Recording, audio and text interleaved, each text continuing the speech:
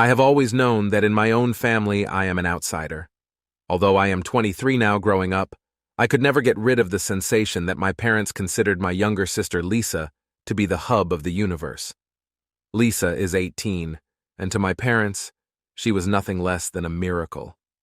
My mom had a terrible miscarriage before Lisa was born, and a few years later she emerged as the living symbol of hope for my parents. I understood, at least initially, that they threw all their love and care into her. Don't get me wrong, I loved Lisa when we were young. In fact, how could I not? She was my sister baby-wise. But it was abundantly evident as we grew older that Lisa was not the naive angel my parents thought she was. Lisa was naturally manipulative, a gift she used with startling accuracy. She could spin any narrative to suit her needs, and her performance as the victim was practically theatrical. I recall one birthday especially. One family legacy from my grandparents was an ancient pocket watch. Grandma had told me tales of how it had been passed down over centuries, so I was delighted. Lisa, on the other hand, was unhappy. She pounced and begged to share it with me. I turned down. It was a birthday present for me. Knowing I was afraid of spiders, Lisa chose to teach me a lesson that evening. She crept into my bed and slipped a house spider into my pillowcase. I screamed murder when I felt something crawling on my face as I turned in sleep. Worrying out of their thoughts, my parents arrived hurriedly. Lisa stood there, clearly startled and worried, acting as the devoted sister exactly. She grinned later, alone, and gently revealed what she had done. Another time, when I was about 16, I had a strong crush on a guy called Mark. It still astounds me how little regret she showed. Having spent weeks gathering the courage, I at last invited him over to see a movie. I was thrilled, as I had chosen the ideal dress. But Lisa, accidentally, knocked a glass of juice all over my clothing as soon as Mark entered our house. Lisa amused Mark by telling him all kinds of unpleasant childhood tales about me while I was upstairs, horrified and had to hurry upstairs to change. The ambiance was totally off by the time I returned. Mark became uneasy, and Lisa wouldn't leave us by ourselves for the remainder of the evening. I never heard from Mark again. Events like these stacked up throughout the years. She grinned and told him, "You could do so much better," just as he was ready to go. Every time I tried to explain Lisa's misbehavior to my parents, they dismissed me. "She is just young," they would say. Alternatively, "You need to be more understanding of your sister." They always managed to defend her actions, so I stopped whining eventually. For what reason was the point? Lisa was their golden child. I was simply the troublemaker for speaking out. By the time I was 18, I was ready to leave that house. I concentrated on my academics, enrolled at a decent college, and moved out right away. Like a breath of fresh air. In college, I at last had time to be myself, without Lisa opposing me at every turn. Whenever I came home during breaks, though, Lisa made it plain she didn't want me there. She would play with my stuff when I wasn't looking, ignore me during meals, and interrupt me every time I tried to chat with our parents. She borrowed my laptop once without asking, and apparently cracked the screen. Her response when I challenged her was a shrug and, "You shouldn't have left it lying around." My parents, as usual, did nothing. They merely advised us to get along. After that, I started completely avoiding homes. I stayed on campus or spent my breaks hanging around with buddies, fast ahead to present. My parents seemed to be indifferent. They explained it away as me becoming independent. Living in San Francisco and 23 years old, I work for a multinational company. I have no touch with Lisa and hardly visit my house. My relationship with my parents is courteous but distant. Then everything changed a few months ago, when my dad suffered a near-fatal heart attack. When my mom called to let me know, I dropped everything and headed straight home. Dad did fortunately survive and was stabilized in the hospital. Dad was disturbed by how near he came to death, and told me he wanted to spend more time with his family during one of our talks. The doctors advised he start making lifestyle changes like daily exercise and prescribed a rigorous drug schedule. I knew where he was coming from, so I decided to remain for a few days.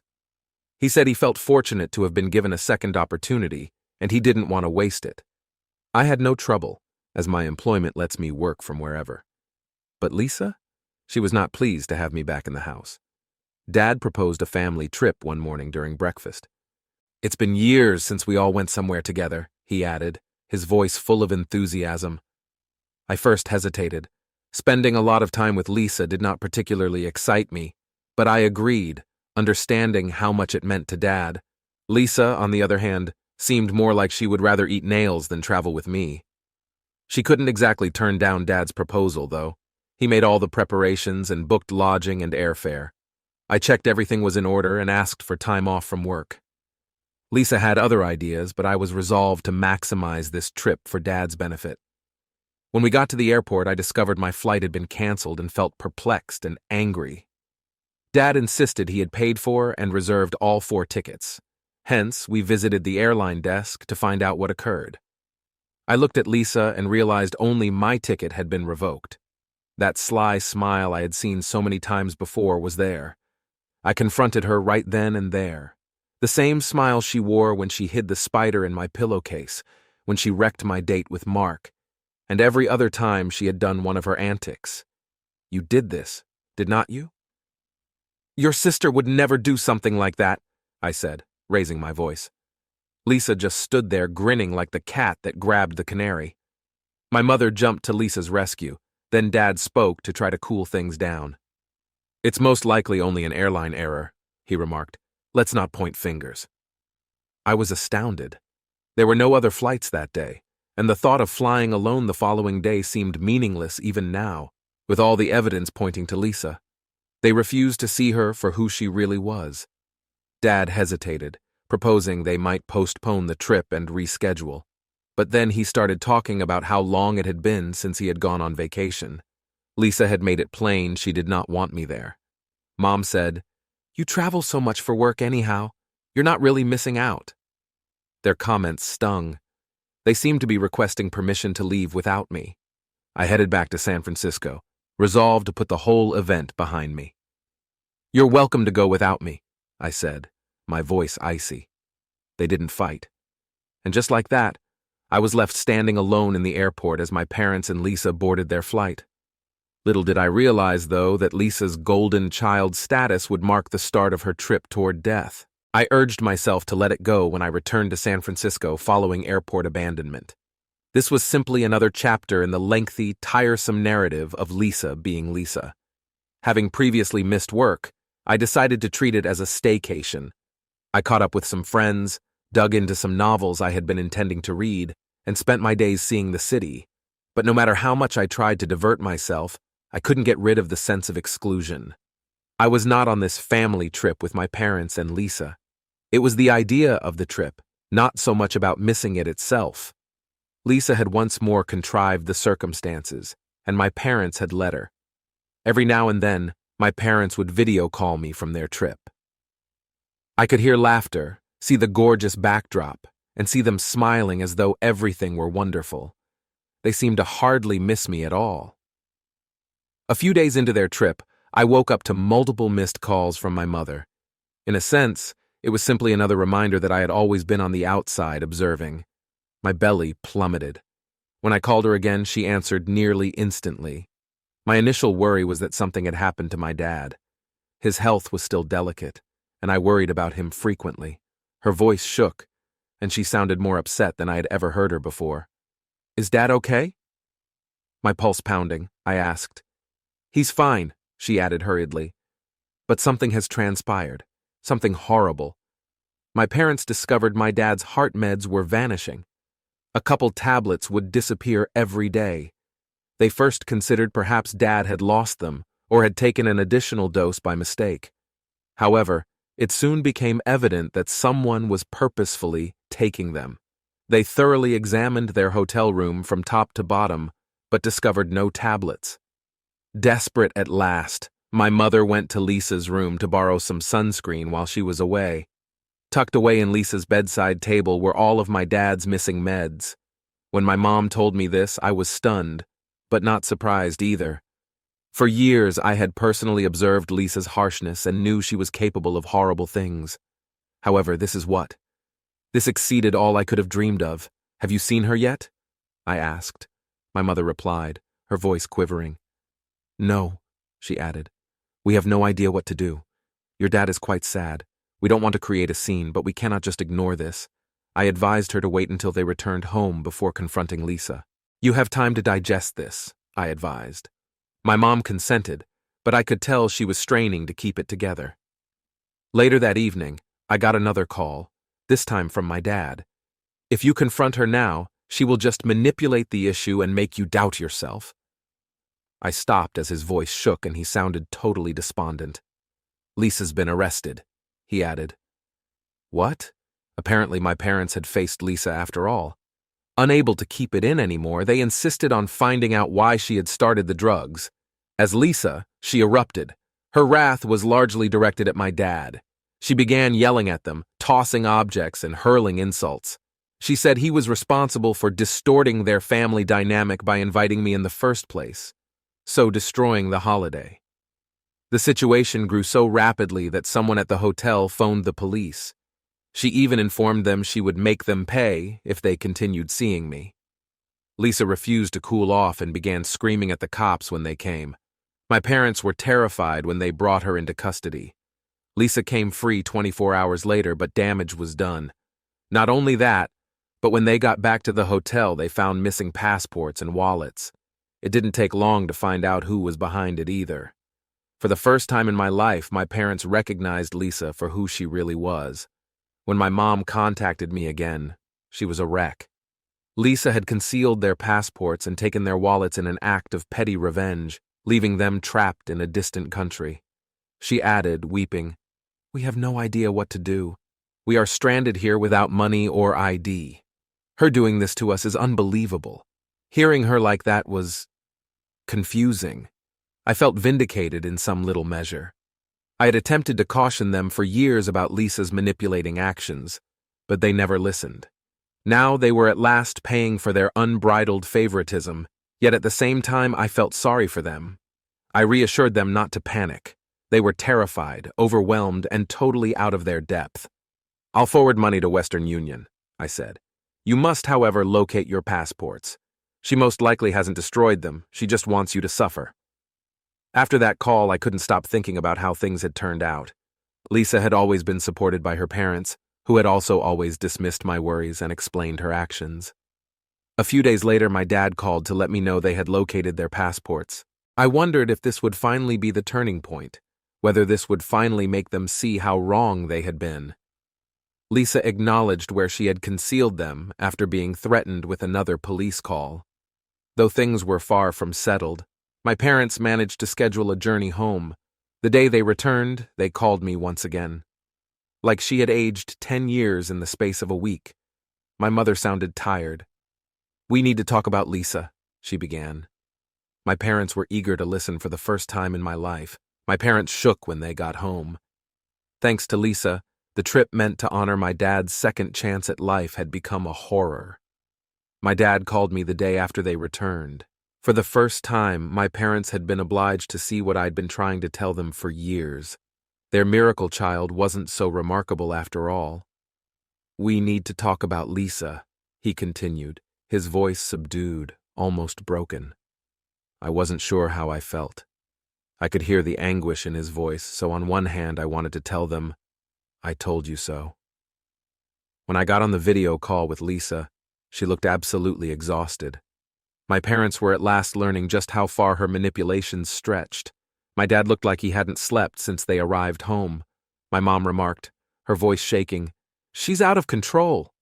She had circles under her eyes. "Mom," I replied softly, "this is Lisa has always been. We have never seen her like this before. You simply wanted not to notice it." I could see my words slam into them like a truck. "We found out she's been doing this for years," my dad continued, nodding slowly, almost as though he was acknowledging something to himself as much as to me. "The little lies, the manipulations, we brushed them off since we thought she would outgrow it." "But is it not more than that?" I responded with great force. "It's not." I could tell they were attempting to fit things together, mentally repeating years of Lisa's conduct. Like she could not believe it, my mother kept shaking her head. "She buried your father's medicines," she said. "She might have killed him for what? In spite of?" "That's exactly it," I remarked. Lisa has always detested sharing you with anyone, including me. Her eyes welled with tears as she objected to me for even a small amount of attention, taking the focus off her. I don't understand, she said softly. We bestowed upon her everything. We cherished her so very much. She would do this for what reason? Though it hurt to go back over the memories, I felt this was my last chance to really make them understand. I had to bite my tongue to keep from expressing what I really wanted to say, because you allowed her. Knowing I was afraid of spiders, I began telling the things I had pent up for years. I told them about the day Mom hid one in my pillowcase on my birthday. I told them how she embarrassed me in front of Mark, therefore destroying my first genuine crush. With every tale, my parents' faces sank more. I told them about how she used to smash my stuff, steal my clothes, and undermine me whenever she could. We didn't know, my dad began, his voice barely audible above a whisper. You didn't want to know, I answered, as my mother was openly crying by the time I finished. You failed miserably, my dad said. You justified her since she was your miracle child. They didn't fight. You disregarded every warning flag as it was easier to believe she was flawless. They lacked defense of her for the first time. Rather, my mother muttered, we failed you. I didn't react straight away. Though another part of me was still outraged, another part of me wanted to pardon them right now. Furious for all the times they discounted me, all the times they advised me to be the bigger person, all the years I spent feeling like I didn't matter. You failed both of us, I said at last. My dad nodded slowly, like he knew there was nothing he could say to justify himself. The next day, things came to a climax at home. You failed Lisa by never holding her accountable. You failed me by letting her treat me like dirt. Tell Lisa she had to move out, my folks demanded. It was everything, not just about the drugs or the trip. When they advised Lisa to pack her belongings, she snapped. Her behavior was serious, not only youthful immaturity or sibling rivalry. She yelled at them, charging them with betraying her and picking me over her. You are my parents, she yelled. You have no need for her. It is me that has been consistently present for you. Lisa wasn't having it even though my mom tried to cool her off. She began tossing everything she could find, plates, picture frames, anything. The dispute lasted for hours. My dad, still suffering from his heart attack, had to leave the room since his stress was intolerable. Lisa once even threatened to visit the police and accuse my parents of mistreating and neglecting her should they refuse her stay. Tears streaming, my mother contacted me, claiming she had no idea what to do. She's holding us captive in our own house, she said. I told her they needed to see a lawyer right away. We are worried about what she will do next. Lisa was actually a real hazard to their safety, not only challenging them. You have to defend yourselves, I advised. This is not only sibling drama now. This is quite serious. Things just got worse over the next few days. Lisa began to hide their car keys, therefore preventing their access to work. Late at night, she would blast music so they would not be able to sleep. She had a fit one night when my mother refused to make dinner for her. My mom contacted me once more that night, her voice shaking. She broke a chair and rushed to her room, slamming the door so violently the walls shook. She said, looking afraid. I'm not sure what she's going to do next, I said, feeling guilty for not being there but knowing my presence would only make matters worse. Lisa had always considered me her rival, hence, if I showed up, it would just fan the flames. Instead, I kept pushing my parents to file a lawsuit. You cannot keep living like this, I advised them. You deserve to feel safe in your own house. 1 week later, I received the call I'd been waiting for. Lisa had cracked. She arrived at my parents carrying a knife during still another argument. Though it was the breaking point, my dad managed to seize it from her before she could injure anyone. It was sad, even for me, when they called the police and Lisa was arrested for assault. She was still my sister, despite all. Hence, it was terrible to witness her fall apart like this. But it was also absolutely vital. After Lisa was brought into custody, my parents contacted a lawyer to begin the eviction process since they could not keep enabling her, and Lisa had to pay for her acts. For them, this was not a simple choice. They were guilt-ridden and broken. but they understood it was the only means of self-protection. So the court finally sent an official eviction notice with Lisa a deadline to leave. "She's going to be out by next week," my dad said. My parents called me after the court hearing, and for the first time I heard something in their voices I hadn't heard in years: relief. We can finally start to breathe again. Though much I wanted to be glad for them, I couldn't overlook the residual bitterness I carried. They had laughed off my worries, discounted my suffering, and let Lisa wreak havoc for years. Now that they were at last seeing the truth, I began to wonder, was it too late to mend what had gone wrong? The house my parents lived in was a war zone as the days counted down Lisa's eviction. Of course, Lisa did not treat the court directive lightly. She went on a frenzy instead of silently packing and leaving. She spent her last days at their house making their life horrible, almost as if she wanted to leave as dramatic and chaotic as possible, her way of leaving a mark, like a cyclone tearing through everything before fading. Lisa was resolved to disprove her parents' belief that things couldn't get worse. She began smashing crockery, overturning furniture, and acting outbursts at the most small provocation. While Lisa always found a way to draw my mom into an argument, my dad would attempt to avoid her completely. One evening, my mom called me in tears. She was like a volcano, almost ready to erupt, and my parents were always treading on eggshells, terrified of starting her off. Ignoring to tell them where they were, Lisa had stolen their automobile keys once more. My mother needed the car to get to work the next day, and the idea of being late just made her more stressed. "I can't take this anymore," she murmured, her voice trembling. Trying to soothe her, I said, "I feel like I'm trapped in my own house. You're doing the right thing by getting her out. Just a few more days and this will all be over." But their path was not simple. Lisa was their daughter. Hence, sending her out seemed like an admission of failure as parents, even if she had frightened them. On one of our calls, my mother admitted as much. "We made her this way," she stated with guilt in her voice. "We spoiled her. We let her leave with everything intact. Then consider what she has evolved into." I had no idea how to react to that. Part of me wanted to reassure her that she was not at fault.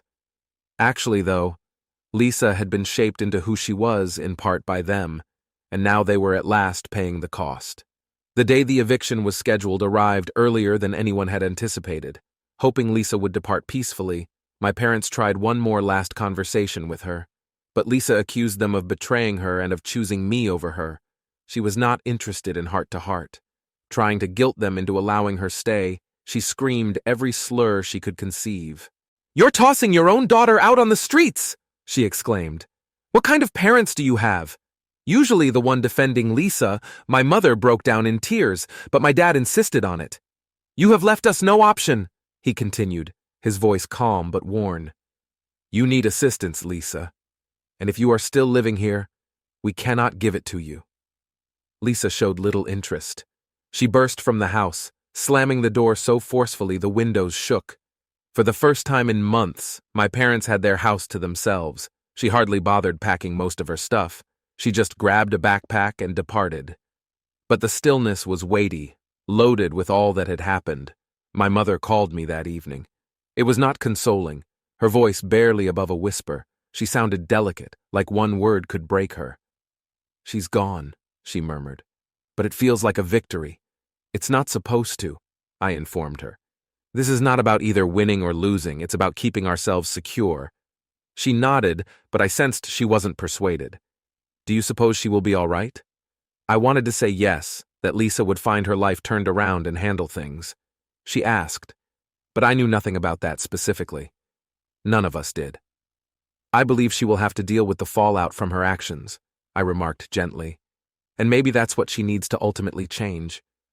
My parents started the process of recovering their house gradually over the next few days. They restored the shattered furniture, tidied up the mess Lisa left behind, and attempted to get back into a schedule. It was difficult, though. My mother admitted she felt inadequate. "We tried to give her everything for so many years," she stated, "and she despises us right now. What did we do wrong? I came back empty-handed for her.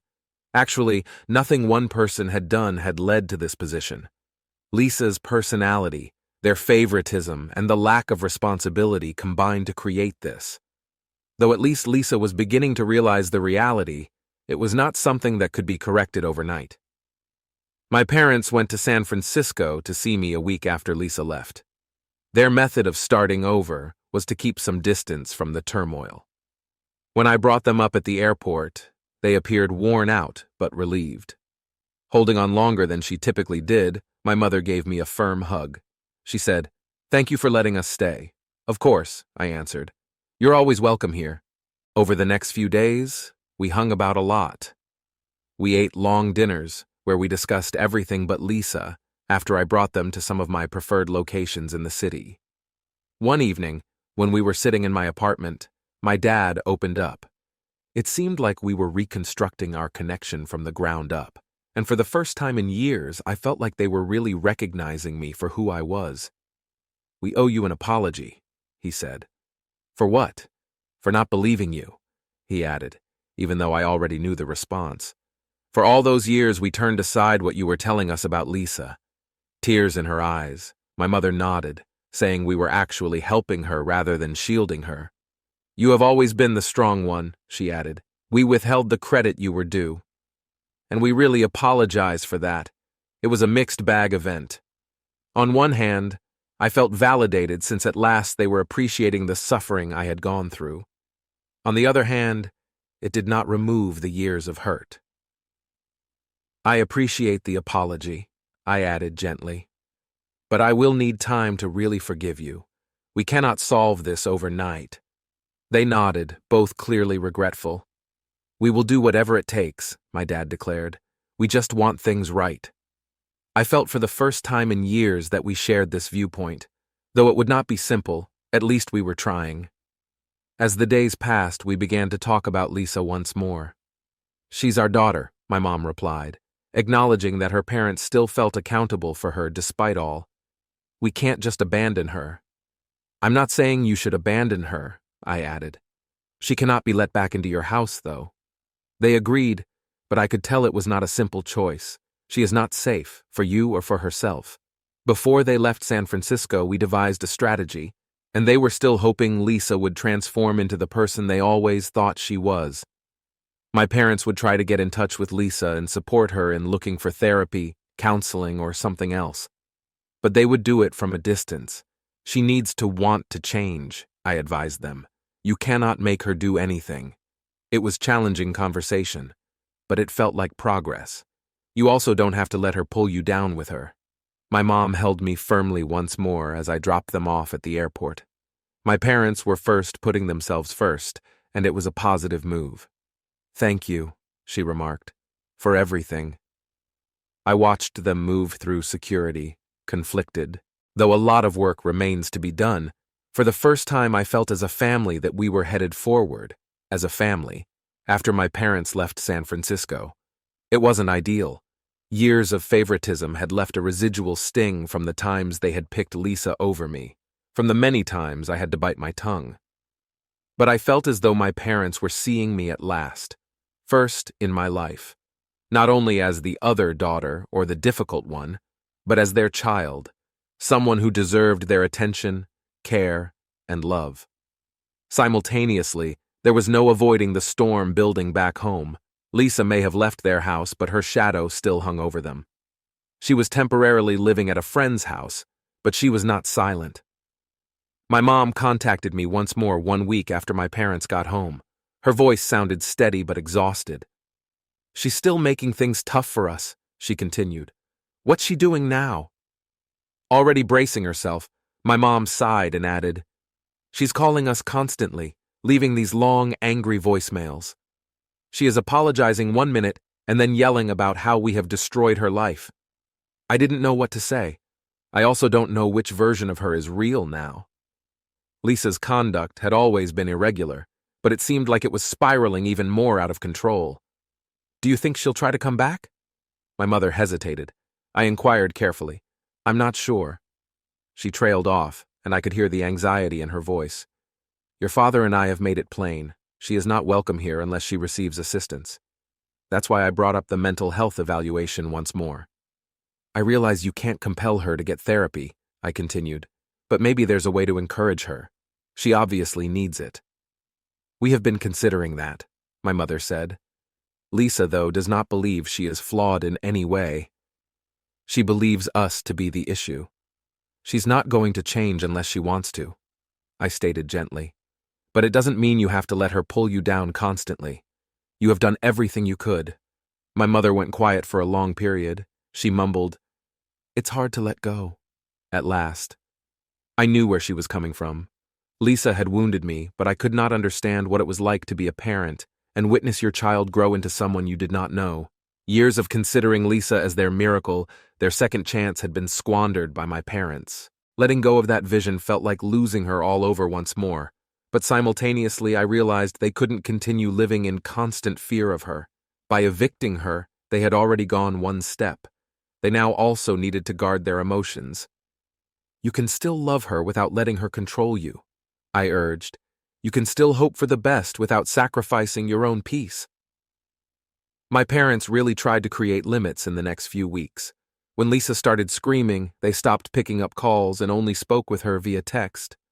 Lisa didn't take it well, as they made it plain that they wouldn't be supporting her financially unless she displayed an actual desire to improve. She charged them with loving me more than her, of deserting her, of being poor parents. It was difficult for my parents to see those posts, but they didn't let it break them. She even began posting passive-aggressive remarks on social media, moaning about how ungrateful children abandon their parents in old age and fake families always stick together. "We know what is true," my dad said over the phone one evening. "While I attempted to be there for my parents as much as I could, we are done allowing her to shame us into doing things we do not want to do." I checked in to see what they were doing regularly by calling them. I urged them to spend time together, to concentrate on restoring their relationship with one another, and gradually I began to see changes in them. They seemed lighter and more free. They were not continuously walking on eggshells, trying to keep Lisa happy for the first time in years. One evening, my dad contacted me to let me know a little piece of good news. "Your mom and I went out for dinner last night," he remarked. "That's great," I answered. "Where would you like to go?" "Just a little Italian place downtown," he remarked. "It was good. Years apart, we haven't done it, just the two of us, you know." I could hear the smile in his voice and started to smile too. It was amazing to see my parents at last beginning to take back their lives. Of course, things weren't always perfect. "She's our daughter," my mom stated one evening. Lisa still loomed in the background, and my parents were still struggling with the guilt over how things had turned out. "You're not giving up," I assured her. "We can't just give up on her. You are allowing her the opportunity to assume personal accountability. That's the best thing you could do for her." My mother nodded, but I could sense she still suffered. Even partially letting go was the worst thing she had ever done. For me, the whole process was mixed. On the one hand, I was at last witnessing my parents act to correct the poisonous dynamics in our home. There were times when the animosity came to the surface, and I wanted to remind them of everything I had gone through because of their blind favoritism. It was difficult to forget all the years I had spent feeling like an outsider, like I did not matter as much as Lisa did.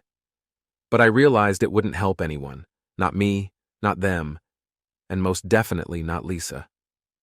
Instead, I concentrated on our development. One weekend, I invited my parents back to San Francisco for another visit. At last, my parents and I were beginning to restore our relationship, and that was something worth clinging to. This time, I wanted to take them to some of the locations I most enjoyed in the city, places that felt like home to me. We spent the weekend touring, dining, and simply hanging out. It was the kind of vacation we had never taken when I was growing up, and it seemed like a fresh start. My mom turned to me and said, "We're so proud of you." It wasn't the first time she had spoken those words, but this time they felt different. They felt real. That weekend was our turning point. While my parents and I still had a long road ahead, we were at last headed in the correct direction.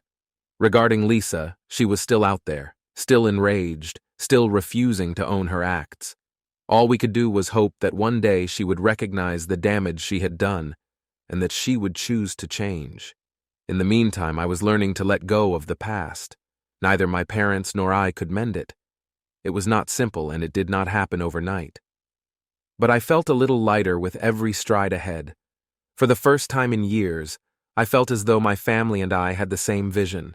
For now, that was plenty as well. The weeks Lisa's eviction passed were slower than any of us were accustomed to. The quiet in their house was a gift to my parents, as well as a terrible reminder of all that had transpired. It was an opportunity for me to consider the emotional scars still present, as well as the delicate progress we had accomplished. Lisa hadn't totally vanished.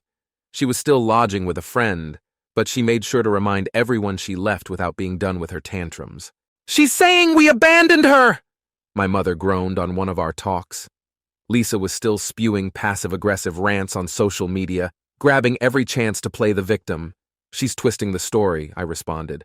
"We kicked her out for no reason and left her homeless." "You are, in fact, the truth. That's what counts." Lisa's postings didn't end there. Claiming that I was the one poisoned my parents against her, she even tried dragging me into it. It was ridiculous, but it still stung. She portrayed herself as the misinterpreted, neglected daughter, while I was the conniving elder sister who had taken her family. "She knows how to push buttons," I told my dad one evening. "She's trying to get a reaction out of you," he said, no matter how much progress we'd made as a family. "Don't give her the satisfaction," he advised, naturally right.